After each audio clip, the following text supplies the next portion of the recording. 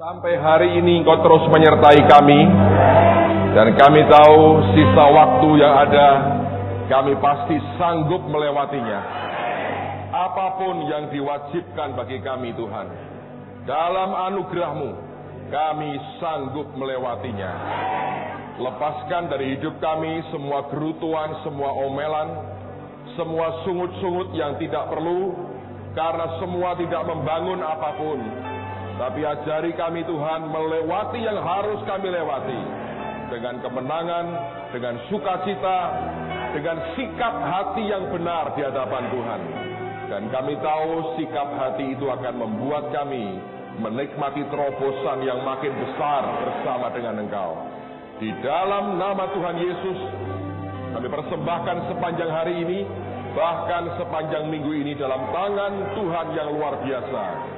Lakukan, sampaikan, kerjakan apa yang Engkau ingin lakukan dan kerjakan. Di dalam nama Tuhan Yesus. Dan semua kita berkata, Amen. Silakan duduk, saudara.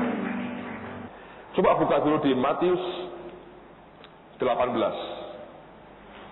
Ayat yang pertama. Matius 18 ayat yang pertama. Pada waktu itu datanglah murid-murid itu kepada Yesus dan bertanya, siapakah yang terbesar dalam kerajaan surga? Pertanyaan ini bukan cuma ditanyakan ke Yesus siapa yang terbesar, tapi maksud mereka tuh begini sebetulnya. Di antara kami ini siapa yang kelak terbesar? Itu juga masalah. Selalu pertanyaannya siapa yang paling top? Anda pernah dengar cerita apa ya, Putri Salju atau apa gitu? Itu kan ada ratu yang punya cermin ajaib gitu ya.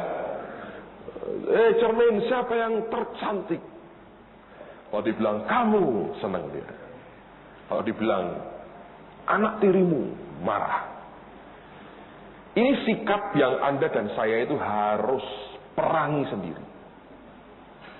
Saya berulang-ulang mengatakan juga di gereja, kita tidak pernah dipanggil untuk lebih baik dari orang lain. Yang membuat Elia frustrasi, bahkan minta mati, dia berkata, aku tidak lebih baik daripada nenek moyangku. Jadi, kalau itu yang terjadi, kesalahannya adalah Elia ingin memacu dirinya lebih baik daripada orang lain, sekalipun mereka itu sudah mati. Nah, perasaan ingin jadi yang terbesar dimiliki sebetulnya oleh semua orang kalau ada kesempatan. Beberapa orang tidak punya kesempatan, saudara. Tidak punya. Karena tidak ada orang menghormati, tidak ada orang menghargai. Tapi begitu Anda mau dipuji orang di depan umum, itu hidung bisa tambah gede. Kepala lebih gede 2 inci. Rambut bisa berdiri dan bergetar. 3 malam susah tidur. Menikmati nyamannya dipuji orang di depan orang banyak. Nah, sejak itulah maka ketahuan aslinya. Di Amerika pernah terjadi di sebuah gereja. Gereja itu mengadakan perlombaan untuk mencari orang yang paling rendah hati di gereja itu.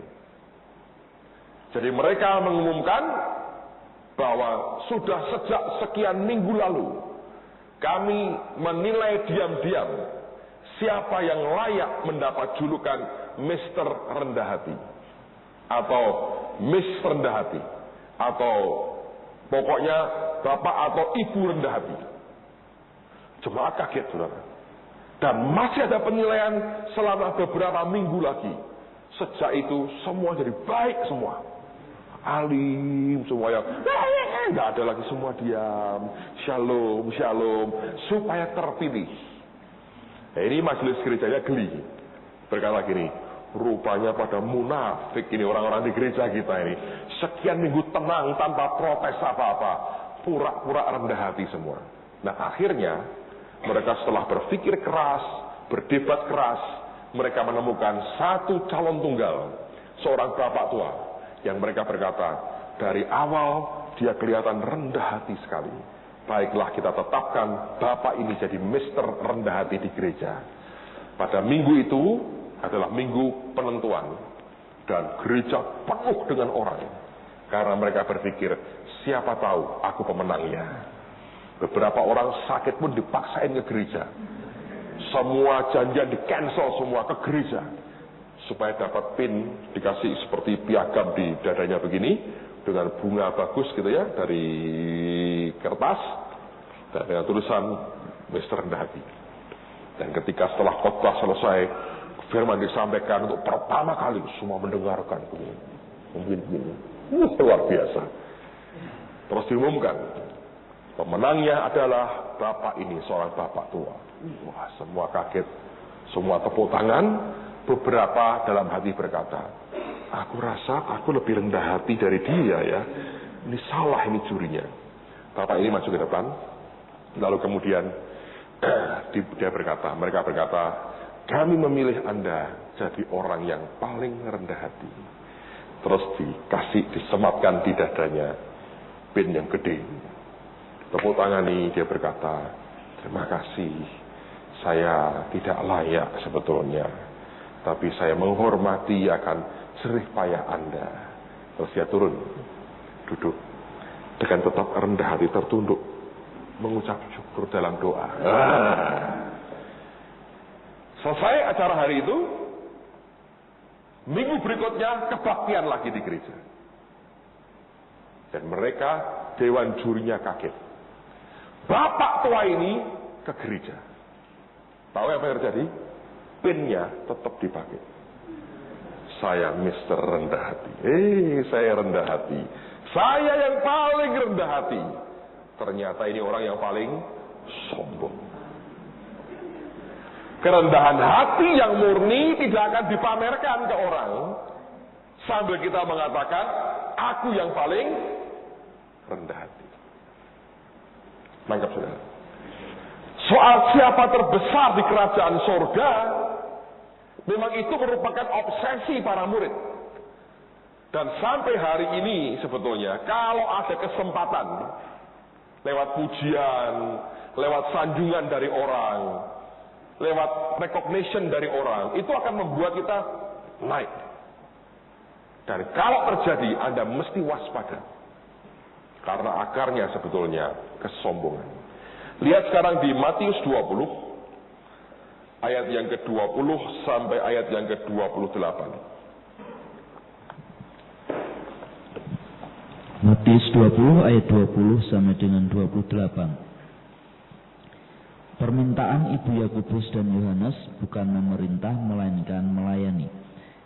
Maka datanglah ibu anak-anak Zebedeus serta anak-anaknya itu kepada Yesus, lalu sujud di hadapannya untuk meminta sesuatu kepadanya. Kata Yesus, apa yang kau kehendaki? Jawabnya, berilah perintah supaya kedua anakku ini boleh duduk kelak di dalam kerajaanmu, yang seorang di sebelah kananmu dan yang seorang lagi di sebelah kirimu. Tetapi Yesus menjawab katanya, kamu tidak tahu apa yang kamu minta. Dapatkah kamu meminum cawan yang harus kuminum? Kata mereka kepadanya, kami dapat. Jawab Yesus. Yesus berkata kepada mereka, cawanku memang akan kamu minum, tetapi hal duduk di sebelah kananku atau di sebelah kiriku, aku tidak berhak memberikannya. Itu akan diberikan kepada orang-orang bagi siapa Bapakku telah menyediakannya. Mendengar itu, marahlah ke-10 murid yang lain kepada kedua saudara itu. Tetapi Yesus memanggil mereka lalu berkata, kamu tahu bahwa pemerintah-pemerintah bangsa-bangsa memerintah rakyatnya dengan tangan besi, dan pembesar-pembesar menjalankan kuasanya dengan keras atas mereka. Tidaklah demikian di antara kamu. Barang siapa ingin menjadi besar di antara kamu, hendaklah ia menjadi pelayanmu. Dan barang siapa ingin menjadi yang terkemuka di antara kamu, hendaklah ia menjadi hambamu. Sama seperti anak manusia datang bukan untuk dilayani, melainkan untuk melayani dan untuk memberikan nyawanya menjadi tebusan bagi banyak orang. Lihat, ada suatu penyembahan yang tidak murni. Ibu dari Yohanes dan Yakobus nyembah Yesus untuk apa? Minta sesuatu. Saya seringkali juga berkata, bedanya dengan tua-tua di surga, 24 tua-tua itu, waktu mereka nyembah, mereka melemparkan mahkota. Kalau kita nyembah sambil cari mahkota. Ya, itu dibuang itu, gua cari dah. Nyembah juga sih. Kalau mereka nyembah lepas ngelempar mahkota, kalau kita nyembah cari mahkota di bawah. Yang mereka minta apa? Supaya kedua anaknya, Yohanes dan Yakobus, duduk di sebelah kanan dan kirinya. Dan Tuhan berkata, kamu tidak tahu yang kamu minta. Bisakah kamu minum cawanku? Langsung berkata, bisa. Tanpa ngerti cawan itu apa. Saudara ngerti ya, yang namanya ambisi itu sudah menghilangkan semua akal sehat kita dan menghilangkan semua perhitungan rohani kita, hilang semua. Ambisi itu punya daya rusak yang luar biasa. Jadi kalau kita melayani Tuhan, yang harus diwaspadai yang pertama adalah waspadai yang namanya ambisi daging dalam hati kita masing-masing. Karena manusia itu punya kehausan untuk disanjung dan diangkat tinggi dan dipermuliakan. Jelas itu. Tapi sebetulnya kalau kita belajar dari Tuhan, sesungguhnya itu yang harus kita perangi dalam kehidupan kita. Jadi saya mau katakan begini ya, yang pertama ini begini, perhatikan baik-baik. Yang harus kita waspadai adalah ambisi daging dalam hati semua kita.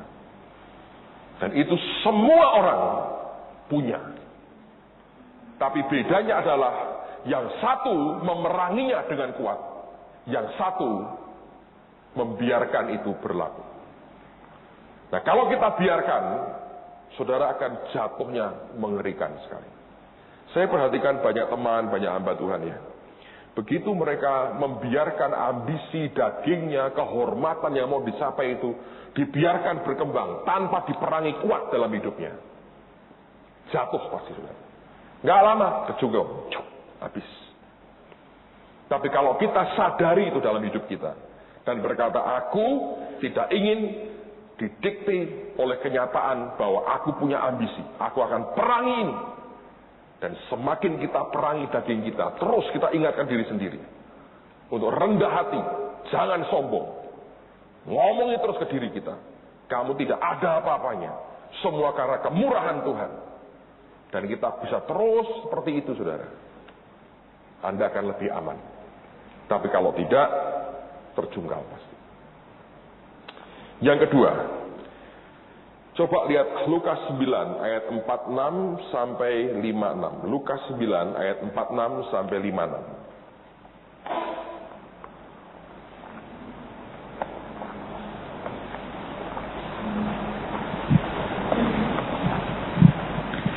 Lukas 9 ayat 46 sampai dengan 56. Siapa yang terbesar di antara para murid?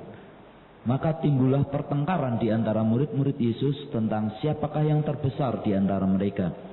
Tetapi Yesus mengetahui pikiran mereka. Karena itu ia mengambil seorang anak kecil dan menempatkannya di sampingnya.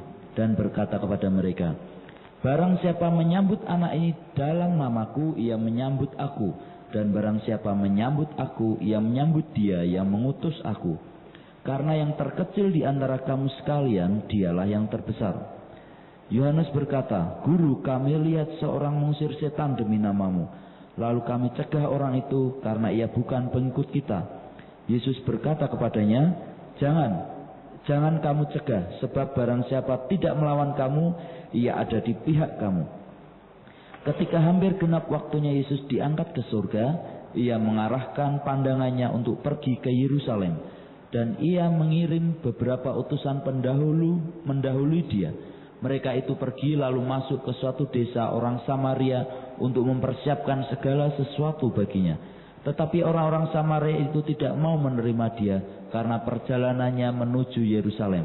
Ketika dua muridnya yaitu Yakobus dan Yohanes melihat hal itu, mereka berkata, "Tuhan, apakah Engkau mau supaya kami menyuruh api turun dari langit untuk membinasakan mereka?" Akan tetapi ia berpaling dan menegur mereka, lalu mereka pergi ke desa yang lain. Bahasa Inggrisnya ada tambahan. Dia berpaling, dia menegur mereka dan berkata, "Kamu tidak tahu roh macam apa yang ada di dalam." Anda lihat ini contoh daging total. Sudah ribut siapa terbesar di antara kami. Terus kemudian ada sifat eksklusif. Bahwa ini hak paten pakai nama Yesus kami ini. Ada kelompok lain bukan di dalam mereka. Ngusir setan dalam nama Yesus dicegah. Mana izinnya? Kan aku belum tanda tangan. Ya. Ini kan kesombongan, saudara. Eksklusif. Merasa kalau yang lain berbuat nggak mungkin bener lah. Saya yang paling bener. Saya ngerti sikap-sikap begitu. Ini kan sampai sekarang terjadi di mana-mana tuh. Ada gereja berdiri di sebuah tempat. Sekian meter atau 10 meter, 100 meter ada gereja lain berdiri. Ngamuk nggak kira-kira? Ngamuk. Ini kan daerahku. Kok kamu buka gereja di daerahku? Loh, siapa bilang daerahmu? Pemerintah juga bilang tidak. Sudah sekian tahun juga tidak pernah membawa seluruh orang itu bertobat terima Yesus. Kalau seluruh warga di situ anggota jemaatmu, ya boleh berkata begitu mungkin. Tapi kan enggak.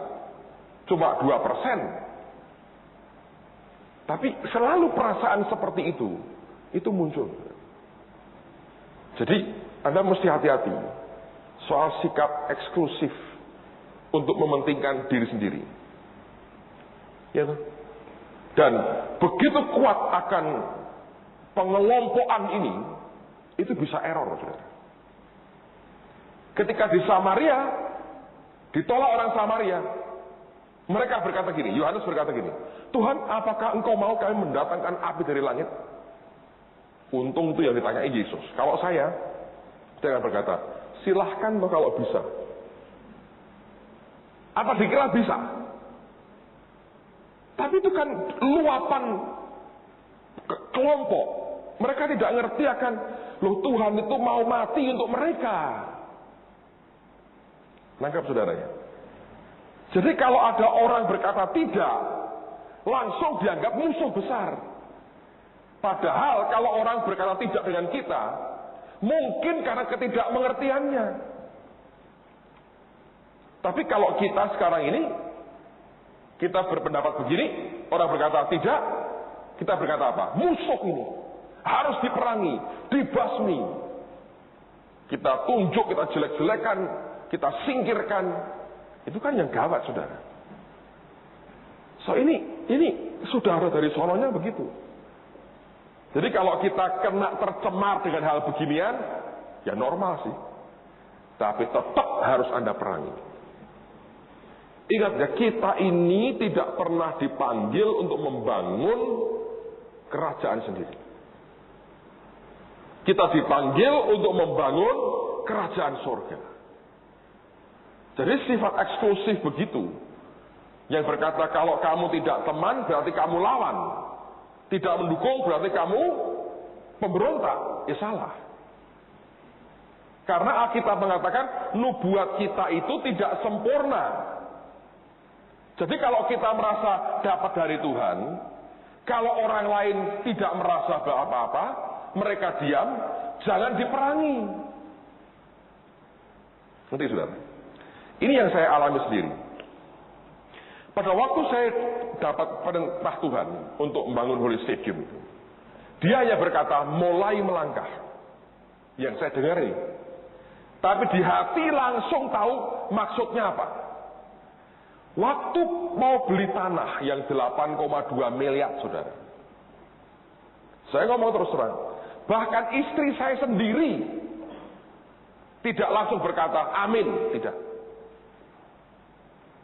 Dan saya tahu teman-teman kami di gereja semua confused. Bingung mereka. Ini benar Tuhan atau enggak? Satu hari ada hamba Tuhan datang, semua tim pastoral ditanya, siapa yang juga dapat dari Tuhan bahwa ini betul-betul proyek dari Tuhan? Tidak ada satupun angkat tangan. Ayo. Reaksi saya bisa dua pilihannya. Saya marah berkata, kalau gitu kalian tidak mendukung saya. Atau saya akan berpikir berkata, wajar. Sebab uang 8,2 miliar kami nggak punya. Mau dibayar pakai apa? Berapa lama? Segede apa gereja dibangun? Izinnya gimana? Baru tanahnya sudah 8,2 miliar. Bangunnya berapa puluh miliar lagi. Dari mana uangnya? Wajar toh. Saya bersyukur Tuhan beri pengertian waktu itu. Dan Tuhan berkata, ya itu wajar. Kamu aja kalau tidak dengar langsung dari aku, tidak akan kamu percaya. Dan saya jujur berkata, Tuhan, itu bukan pilihan saya. Saya bukan orang yang happy, bahagia, dengar akan angka 8,2 miliar. Nah, istri saya baru mengiyakan ketika Tuhan ngomong ke dia, persembahkan BMW-mu. Nah, waktu dia dengar Tuhan ngomong, BMW suruh mempersembahkan, dia malah yakin, Tuhan ini. Bukan ketika diberkati, ketika dia disuruh korban. Dan saya tahu teman-teman sampai sekarang kalau tanya, dari Tuhan enggak? Pasti mereka berkata dari Tuhan. Karena sudah kira-kira 2 tahun dilewati, iya toh? 2 tahun dilewati, kurang lebih atau setahun setengah dilewati, dan ternyata terjadi. Yang hari ini terjadi. Dan mereka menyaksikan semua 9 bulan ternyata kita bisa lunas. Tidak ada orang yang tidak tercengang sebetulnya. Saya pun kagetnya luar biasa. Kok selesai ya 9 bulan? Sebab Tuhan. Dan kemarin saya beritahu bahwa dari awal kita beli tanah sampai hari ini, persembahan yang kami terima, total sudah 21 miliar, saudara. Dari mana itu? Ya persembahan jemaat. 95% lebih lah. Itu persembahan jemaat. Yang tidak saya paksa untuk ada korban khusus atau apa. Ngomong biasa aja. Begitu sudah caranya. Ngerti saudara ya? Jadi sikap hatimu itu mesti belajar gitu. Tuhan beri aku roh pengertian. Kelak ketika engkau mulai bergerak sesuatu, belum tentu teman-temanmu itu bisa ngerti. Ya gak apa-apa, jangan dipaksa. Kalau ada oposisi itu malah baik. Anda mulai ngecek hatimu. Bener gak dari Tuhan ya? Kalau semua itu yes man, bahaya. Anda bilang ke kanan ya, oke kanan, bahaya malah. Tapi kalau orang-orang dekat berkata, aduh, gak bisa nih. Kok bisa gitu ya? Itu malah bagus. Engkau periksa hatimu lagi. Lihat lagi yang terjadi. Dan jujur saya berkata kepada saudara, pada awal kami mulai gambar yang kami mau, perkiraan biaya habis tahu berapa? Gedungnya tok 98 miliar. Lemes saya, saudara. Saya bilang, ya, gawat. Terus bisa turun, terus bisa turun. Sekarang kita bilang, ya mungkin buildingnya tok loh ya, belum isinya 20 selesai. Karena kita ini baru habis kira-kira, mungkin kalau ini jadi ya sampai atapnya, mungkin nggak sampai 20 lah. 20 lah kurang lebih selesai. Buildingnya tok, belum isinya. Jadi saya belajar begini. Kalau saya emosi saya berkata, nggak sehati dong kita. Saya marah-marah. Saya marah pun percuma. Karena ini lompatan iman. Tidak semua teman-teman saya bisa saya paksa ngikuti. Istri saya ngomong sama saya, aku minta waktu ya untuk mengiyakan yang kamu omongkan. Karena aku seperti orang diseret-seret ini. Dulu pindah rumah kamu seret aku. Ya, tapi kan nyatanya beres. Iya, tapi masa gue diseret terus? Capek dong. Saya mau lompat sendiri. Caranya gimana? Ya Tuhan ngomong sama aku, nanti saya lompat sendiri. Ternyata pijakan lompatnya itu jual BMW. Das, lompat dia. Sekarang dia berkata, yakin dari Tuhan. Itu pun Tuhan beri hikmat, saudara. Cara kontraknya, cara bayarnya diatur. Tidak asal dengan iman. Tanda tangan kontraknya. Jebol, saudara. Sebab kita kan tim. Semua harus diyakinkan bahwa ini safe. Karena tidak ada orang yang mau mengorbankan gereja dan jemaat untuk ambisi pribadi. Ya, saudara. Jadi, kita mesti belajar. Kalau kita ini eksklusif dan egois tinggi, Anda akan jadi pemimpin yang payah. Oke? Teruskan lagi. Lihat di Matius 9 ayat 33 sampai 40. Matius 9 ayat 33. Dan setelah setan itu diusir, dapatlah orang bisu itu berkata-kata, maka heranlah orang banyak katanya, yang demikian belum pernah dilihat orang di Israel. Tetapi orang Farisi berkata, dengan kuasa penghulu setan ia mengusir setan. Demikianlah Yesus berkeliling ke semua kota dan desa, ia mengajar dalam rumah-rumah ibadat dan memberitakan Injil Kerajaan Surga serta melenyapkan segala penyakit dan kelemahan. Melihat orang banyak itu, tergeraklah hati Yesus oleh belas kasihan kepada mereka, karena mereka lelah dan terlantar seperti domba yang tidak bergembala. Maka katanya kepada murid-muridnya, toyan memang banyak, tetapi pekerja sedikit. Karena itu mintalah kepada Tuan yang mempunyai toyan, supaya ia mengirimkan pekerja-pekerja untuk toyan itu. Kalau Anda perhatikan ya, Yesus ketika dikerumuni orang banyak, itu orientasinya apa? Melayani. Gitu. Ketika Yesus dikerumuni orang banyak, yang muncul di hatinya adalah serving. Ini loh sikap hati yang susah, saudara. Yang dipikirkan terus bagaimana caranya aku ini melayani. Begitu orang banyak muncul, mikir nih, gimana aku bisa layani mereka ya? Makan mereka gimana?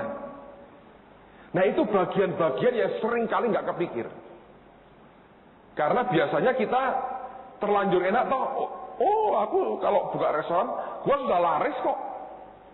Kenapa aku mesti mikirkan mereka? Ambil keuntungan sebanyak-banyaknya, kan begitu. Tapi Yesus mikirnya berbeda. Makin banyak orang, makin dipikir caranya. Bagaimana ya supaya aku bisa melayani mereka? Kalau Anda jadi pelayan, saya belajar begini, karena Tuhan ngajari saya gini. Kamu dalam hidupmu, arahkan hatimu terus ke aku. Dan dalam hati bawa jemaat ini ke hadapanku terus. Supaya engkau ini selalu menantikan apa yang aku akan berikan untuk jemaat. Itu hati mau melayani itu harus begitu. Nanti ketika aku ngomong ke kamu sesuatu, kamu bisa memberikan sesuatu kepada jemaat. Nah, ini yang kami buat. Misalnya kemarin saya katakan di gereja. Kalau Kerry Soti nanti ngajar, dia dulu 5 tahun lalu itu nubuati Anda one by one. Saya mikir jemaat itu pernah sampai jam 12:30 malam, saudara. Antri. Nggak mau pulang. Keluar makan dulu, balik ke gereja, antri. Tapi nubuat sekian banyak, yang ingat berapa persen? Lihat. Tiba-tiba, karena hati itu dibawa ke Tuhan, saya bisa berkata gini, Tuhan, apa yang bisa kami lakukan untuk jemaat? Tiba-tiba dia berkata gini, berkati dong mereka. Keluar ide untuk memberkati. Kebanyakan kalau Anda punya orang begitu banyak, engkau berpikir, gimana ya gua dapat dari mereka sesuatu? Tapi kalau kita punya hati untuk melayani mereka, akan bagus. Sampai kemudian kita punya ide, kenapa tidak jemaat diberkati dengan kaset? Dengan cara, kalau dia dinubuati, direkam. Gitu. Selesai, amin, cabut, keluarkan, berikan ke dia. Ini loh. Tuhan ngomong ini, di rumah dengerin lagi. Dia bawa pulang. Gak usah bayar. Kan happy mereka. Kita juga bahagia, mereka ngerti benar yang Tuhan maksudkan. Pasti jemaat akan bertumbuh dong. Ya, itu kan pola pikir simple. Tapi kalau Anda pola pikir dagang, wah Pak, duit berapa? Berapa ribu kaset? Kalau beli berapa? Itu berapa puluh juta Pak habis? Itu pola pikir dagang. Kolektornya berapa Pak? Rugi loh. Gereja kok ada untung dan rugi. Ngerti nggak saudara? Ini pola pikir sebagai pelayan itu mesti begitu. Jadi kalau saudara itu lihat orang banyak, mikirnya mesti kayak Yesus. Bagaimana supaya mereka dapat makan? Para murid berkata, suruh pulang Tuhan. Dia bilang tidak, kamu yang harus beri mereka makan. Nah, para murid itu milih gampangnya. Tidak mau tanggung jawabnya. Suruh beli makan sendiri-sendiri aja. Kita udah khotbahin katanya. Kan sudah bagus. Masa makan kita mesti nanggung? Tapi Yesus mikirnya berbeda. Nah, kelak Anda ini jadi pelayan atau bosi sikapmu. Ngebosinmu kayak bos. Tergantung dari sikap hatimu. Kalau Anda punya hati, pikiran untuk I want to serve them. Aku mau melayani mereka. Nanti akan keluar tuh ide-ide untuk melayani mereka. Dan nanti Natal kita sudah buatin satu gift surprise buat jemaat. Apa itu? Namanya surprise, saya nggak bisa cerita. Surprise pokoknya. Ini langka, di mana-mana nggak ada ini. Surprise buat mereka.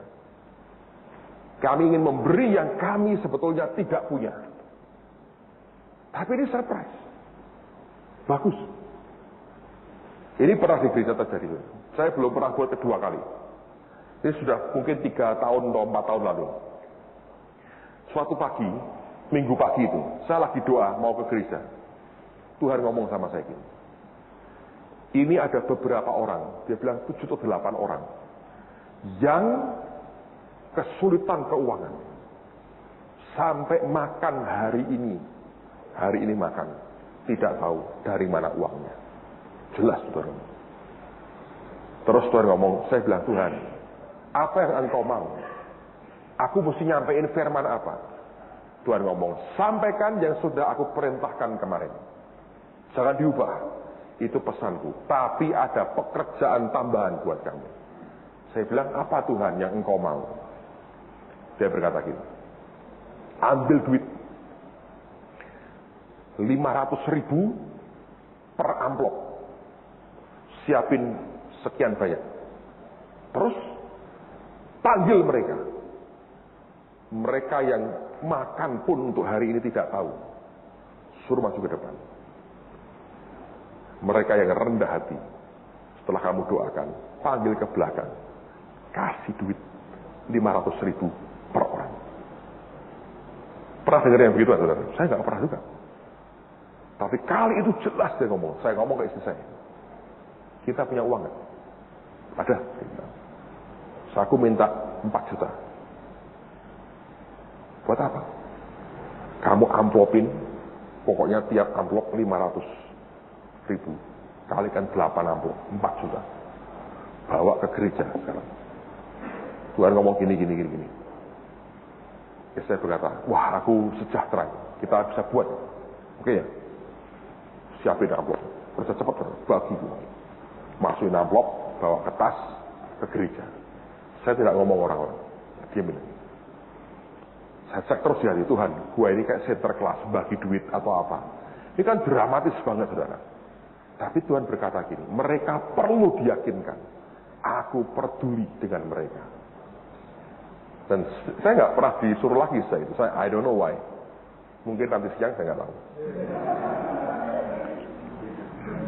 Terus kemudian saya khotbah selesai, saya bangun. Saudara, ini Tuhan yang ngomong. Di antara Anda ada orang-orang yang sama sekali tidak punya uang. Dibuka kosong dompetnya. Dan saudara bahkan untuk makan hari ini, engkau tidak tahu bisa makan atau tidak. Kalau Anda orangnya tolong maju ke depan. Saya mau doakan saudara. Saya mau tanya, saya nggak berkata, saya ada uang buat Anda. Saya mau doakan saudara. Itu berat saudara. Karena dilihat orang, ya ini orang nggak punya duit. Gitu. Kalau siapa yang sakit, maju. Siapa beban berat, semua beban berat. Nggak ada beban ringan, nggak ada beban berat semua. Tapi siapa yang tidak punya uang sama sekali, that's something, saudara. Maju itu persis 8 orang, nggak salah. Maju, maju. Kalau saya doain mereka, pada nangis. Saya suruh doain. Udah selesai, saya bilang, Pak BCI tolong ke belakang, aku mau ketemu. Terus saya suruh teman lain untuk gantiin, menutup kebaktian, saya bawa ke belakang. Saya bilang begini, aku lakukan karena Tuhan, dan saya tidak bermaksud menghina siapapun dari saudara. Karena memang betul, kamu tidak punya uang sama sekali. Nangis saudara. Iya, tidak punya uang. Beberapa sudah nggak tahan, dia bilang, saya betul tidak punya uang. Betul Pak, makan, ini pulang dari gereja, mau makan apa aja saya nggak tahu. Di rumah semua sudah habis. Saya nggak punya apa-apa lagi. Oke? Saya bilang, kamu minta diberkati Tuhan tidak? Iya saya minta. Saya minta tolong diterima. Saya keluarkan amplopnya. Ini buat kamu hidup. Bagi. Wakil. Beberapa mereka berkata, Pak saya nggak bisa terima. Kamu jangan kayak Petrus. Dibasuh kaki tidak mau, malah minta seluruhnya. Kasih ini nggak mau, minta lebih banyak lagi. Nggak bisa, saya berkata. Bukan Pak, saya nggak bisa terima ini. Kenapa? Sombong. Kalau kamu nggak mau terima, kamu tidak makan hari ini. Oh ya Pak, saya terima kalau begitu. So dia mau makan. Sorenya dia ngomong lagi. Nanti sore ada lagi yang begitu. Tidak banyak, sekian. Kasih duitnya. Nah, saya dengar gitu saudara. Beberapa teman datang ke saya. Kalau entar sore bagaimana? Tuhan ngomong ada lagi. Aku ikut pokoknya. Seberapa nanti aku bawain duit. Jadi mereka bawa duit 500 ribuan. Pokoknya jangan kurang, 500 ribu. Saya bilang, tiap amplop. Masukin beberapa. Dan saya bilang, Tuhan aku keluar berapa? Kamu nggak usah. Gantian mereka. Oke, saya bilang. Sore saya gituin lagi. Ada lagi 4 atau 5. Panggil lah. Ngomongin, kasih duit lah.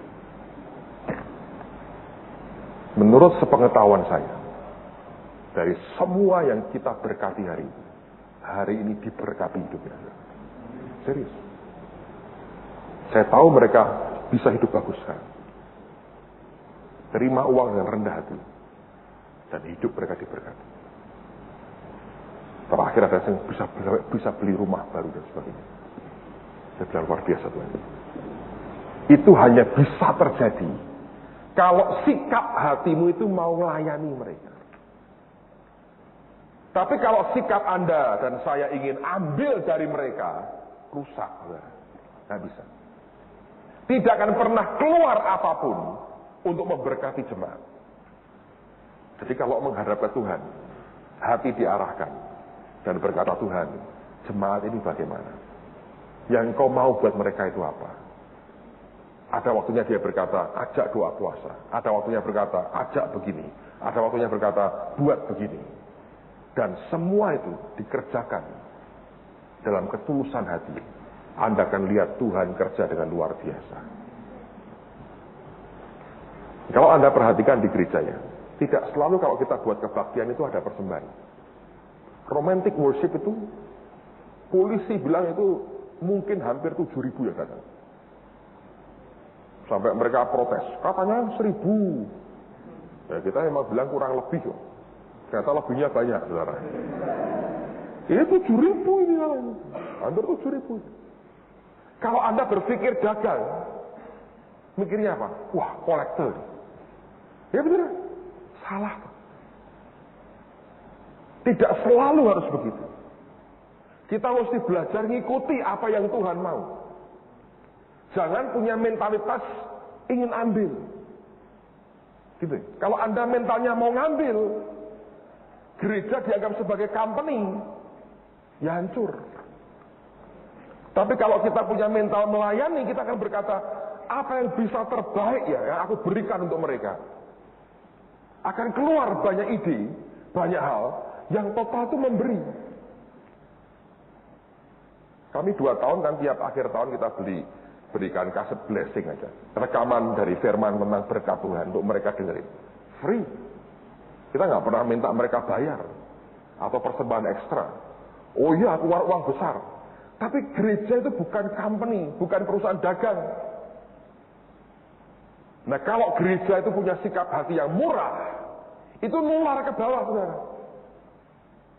Makanya lihat cara mereka memberkati, cara mereka korban. Gila-gilaan tuh. Simple. Satu orang malah datang ke saya berkata gini. Pokoknya Pak, semua nanti furniture untuk kantornya pendeta, saya yang buat. Mau kayu apa, modelnya kayak apa, tinggal ngomong aja tak buatin gratis. Keren banget. Satu orang datang ke saya, Pak, kalau saya diberkati minimal Pak, tenaga saya gratis Pak. Saya akan buatin taman untuk Dreamland. Tapi kalau nanti sampai waktunya saya diberkati Tuhan, semua biaya saya bayar sendiri. Pokoknya saya mau jujur dengan Tuhan. Jadi mereka korban. Terus semua lampu itu, satu orang berkata, kebutuhan lampu semua Pak, saya yang bayar. Saya yang supply lampunya. Jadi orang sampai begitu. Semua stainless steel Pak, gereja segede itu 1 hektar. Dan besinya saya yang kerjakan gratis. Dia bahkan buat tertulis tuh.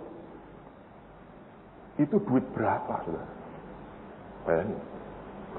Tapi kalau Anda tidak ngajari mereka, Anda malah begini terus. Mari memberi, saudara. Mari numbang, mari. Jengkel orang lama-lama. Dia bilang ini dimintain duit terus. Ya. Saya belajar dari tahun ke tahun, saudara.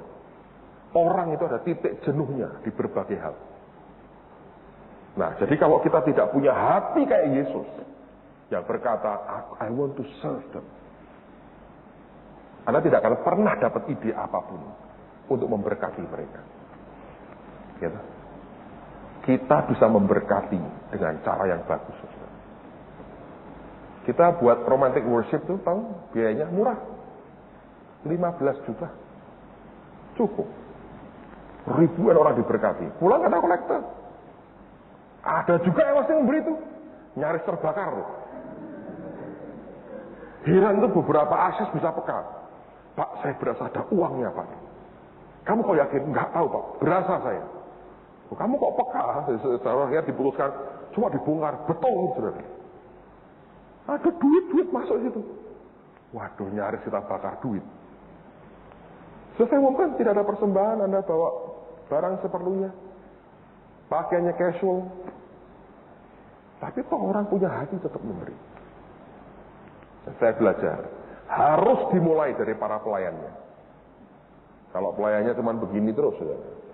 Semua jemaatmu punya mental yang sama begini. Nah, diajarin. Bapak kami yang di surga langsung begini. Ya Tuhan semesta alam begini. Apa bedanya dengan yang di traffic light? Pak, selamat pagi, Pak. Selamat pagi. Ya, gini. Rasa hormat begini itu untuk begini, kan? Mengganggu traffic lalu lintas. Saya berharap kita belajar sesuatu. Mari jadi pelayan yang benar, saudara. Miliki sikap hati yang tidak salah.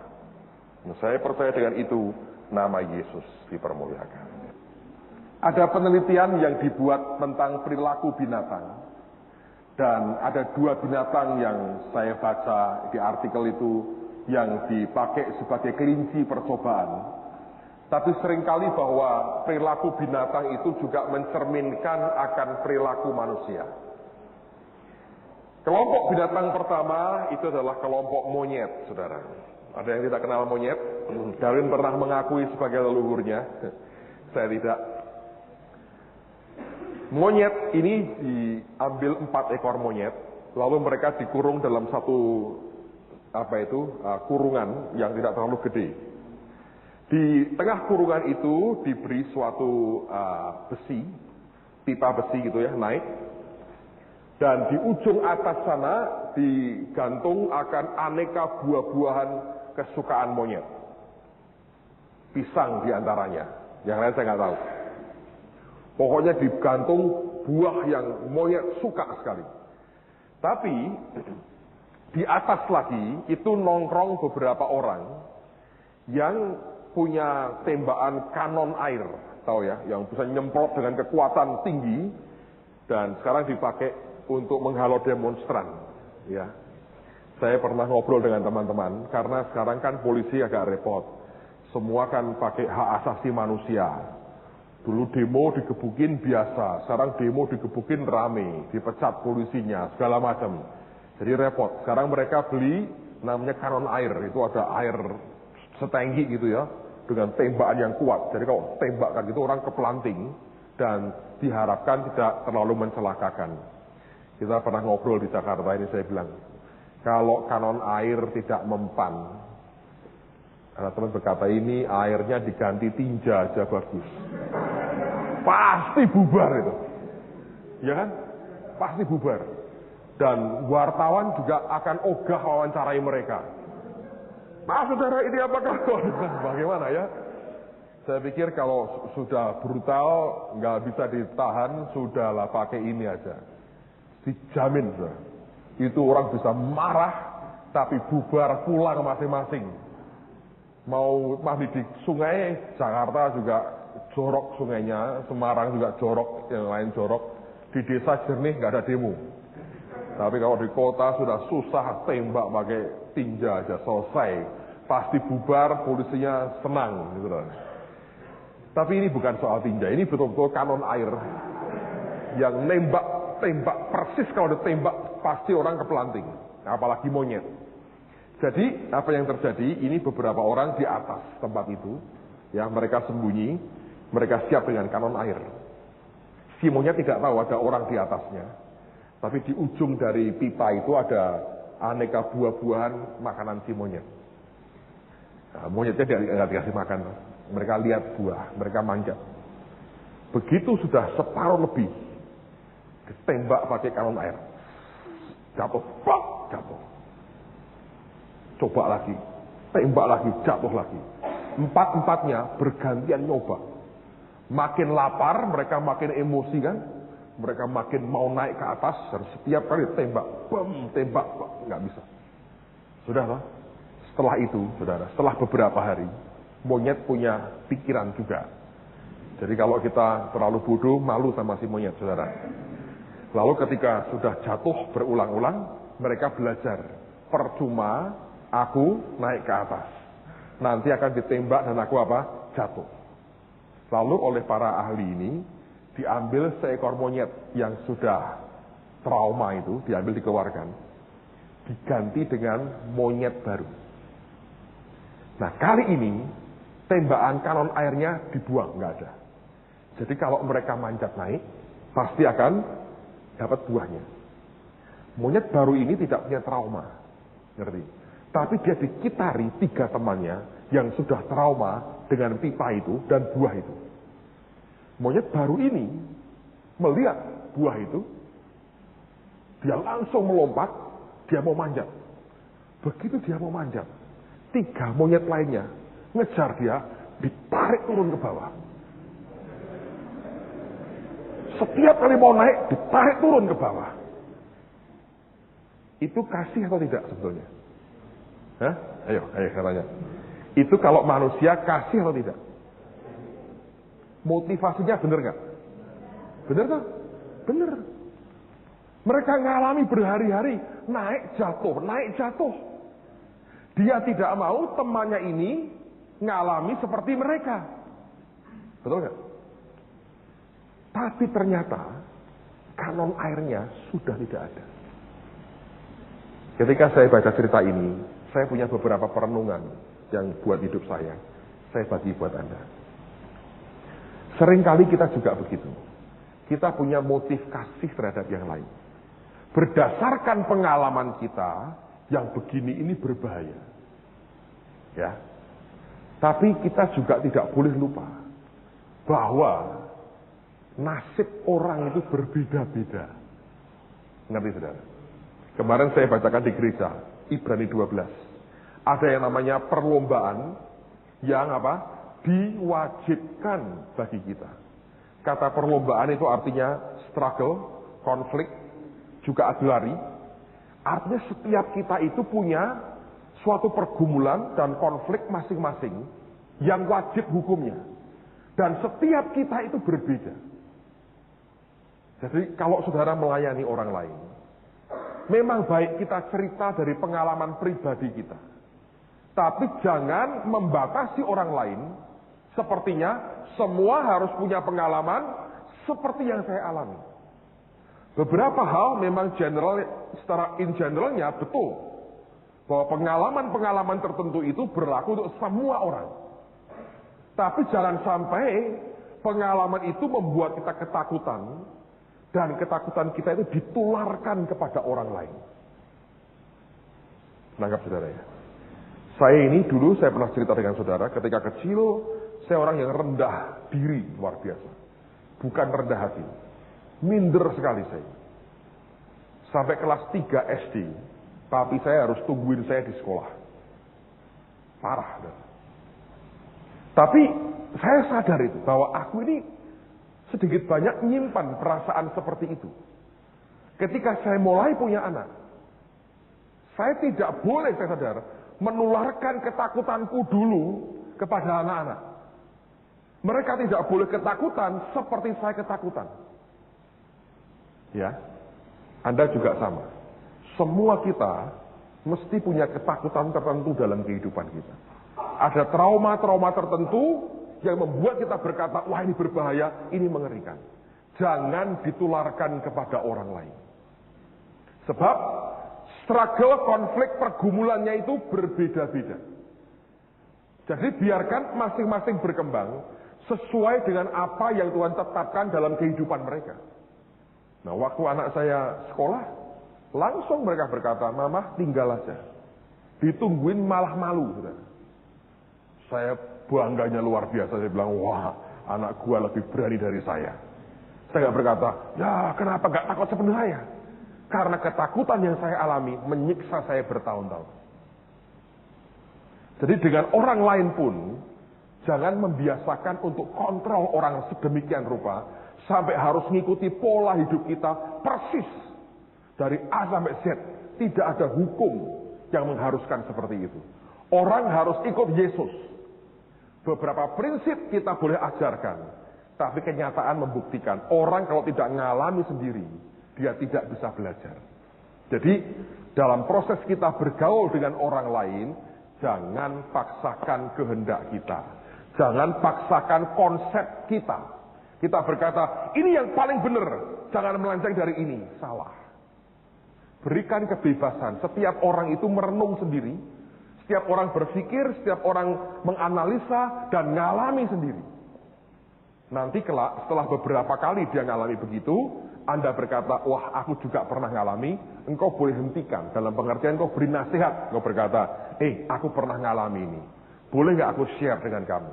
Karena kamu juga rasanya ngalami yang sama. Siapa tahu polanya sama. Ngerti saudara ya?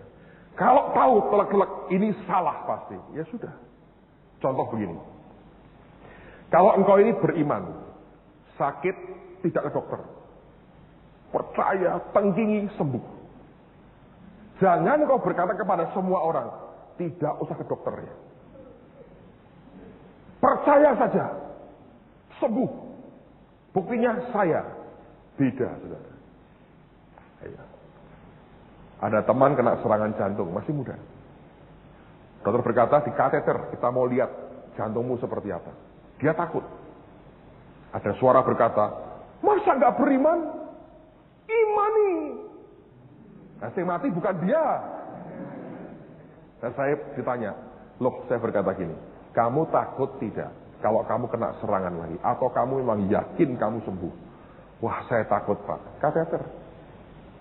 Nanti saya dikatakan tidak beriman Pak. Memang tidak beriman mau apa lagi? Lihat. Artinya tidak bisa memaksa imannya orang seperti yang kita alami. Jangan seperti 3 monyet tadi. Coba ngomong pada sebelahmu. Jangan kayak 3 monyet tadi. Alright. Tambahi. Memang kamu tidak mirip. Tapi kalau kamu tiru perbuatannya, bisa berubah. Berubah jadi salah, mirip. Monyet. Itu binatang pertama. Binatang kedua. Dalam bahasa Inggris disebut caterpillar. Caterpillar itu bangsa ulat. Ya. Nah, ulat yang namanya caterpillar. Itu caterpillar itu dipakai sekarang itu merek alat-alat berat itu ya, caterpillar. Caterpillar itu punya kebiasaan begini. Kalau mereka bergerombol, maka kan itu kan ulat itu kalau jalannya begini ya, saudara ya. Nah, itu nanti kalau di belakangnya ada caterpillar yang sama, yang di belakang itu ngikuti persis yang di depan. Nah, ada orang ahli yang membuat riset. Dia sambil ada ide nakal sebetulnya. Dia kumpulkan beberapa caterpillar. Yang satu disuruh jalan duluan. Yang kedua dipegang sama dia, tempelkan di belakangnya persis. Ikut saudara. Tempel lagi beberapa ekor, tampil lagi sampai dibuat lingkaran. Ngerti? Dibuat lingkaran. Jadi siapa ngikuti siapa nggak jelas tuh. Kalau sudah begini kan siapa ikut siapa kan nggak jelas. Tapi mereka disiplin soal itunya. Nah, di tengah-tengah mereka dikasih makanan kesukaannya caterpillar. Saya nggak tahu daun apa gitu dikasih di tengah-tengahnya. Tapi ini aneh. Ini true, penelitian benar saudara, bukan karangan saya. Itu ikut saudara, ikut, muter gini aja. Di tengah ada makanan, tidak dimakan. Terus gitu, terus begitu. Sekian hari kemudian mati semua. Di tengah-tengah itu ada makanan. Ayo, Anda belajar apa? Orang itu ya, kalau sudah kehilangan visi dengan Tuhan, andanya berkata, pokoknya aku ikut kamu. Sudah tidak lihat ke Tuhan dan tidak punya pandangan yang mau melebar, Anda bisa mati. Bisa dying, mati pelan-pelan. Karena hanya rutin aja. Hidupmu hanya diisi kegiatan. Pokoknya tiap hari, gua begini aja. Udah begini aja. Lapar nih, tapi harus begini. Ya begini aja. Karena cara melihatnya hanya yang di depan bergerak kemana, gua ikut. Depan bergerak kemana, gua ikut. Ada orang iseng dibuat melingkar. Itu kalau tidak melingkar, mungkin ketemu makanan, saudara. Setelah dibuat melingkar, masing-masing ikut siapa nggak jelas. Anda diikuti atau mengikuti nggak jelas kan? Karena melingkar tuh. Mati. Mati ya begini. Mati ya bareng saudara. Mati. Pada mati. Di tengah-tengahnya ada makanan yang membuat mereka bisa bertahan hidup. Tapi oleh karena hanya hidup diwarnai dengan kegiatan, dengan pandangan mata rohani yang sempitnya luar biasa, itu mematikan kita, walaupun Tuhan sediakan berkat yang luar biasa. Makanya yang namanya tradisi itu bahaya sekali. Serius. Kebiasaan itu bahaya. Ada ikut kebiasaan, tradisi, muter gitu. Dan gereja, saya perhatikannya. Kalau Anda sudah kehilangan fokus Tuhan, tidak ngerti mesti kemana. Anda cuma ngikuti rutin. Pelan-pelan tapi pasti. Dying pasti. Coba renungkan saudara. Jangan jadi caterpillar. Masing-masing saudara kelak bisa punya visi besar dari Tuhan. Caranya, jangan ikut tradisi. Lihat Tuhan, minta pimpinan Roh Kudus untuk mimpin kehidupan kita. Dua binatang ini renungkan baik-baik di hati saudara. Binatang ketiga, lain kali saya cerita pada saudara. Mari berdiri sama-sama. Amen. Tuhan Yesus baik. Kiara lapas shanda kara lapas. Kora shanda kara labas lapas, shanda kara lapas. sekere sekere